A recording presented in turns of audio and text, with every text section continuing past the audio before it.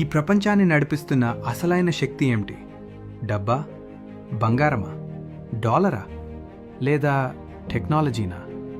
చాలామంది వెంటనే డబ్బు అని చెప్తారు. కొంతమంది బంగారం అంటారు, మరికొందరు డాలర్ అంటారు. కానీ ఒక రోజు ఉదయం ప్రపంచంలోని అన్ని ఆయిల్ బావులు ఆగిపోతే 3 రోజుల్లో ఏమవుతుందో తెలుసా?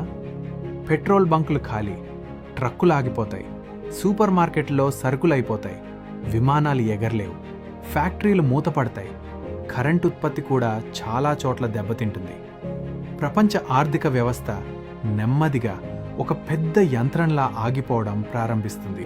అందుకే ప్రపంచంలో అత్యంత విలువైన వస్తువు బంగారం మాత్రమే కాదు, మన కళ్లకు పెద్దగా కనిపించని ఈ నల్లటి ద్రవం కూడా, క్రూడ్ ఆయిల్.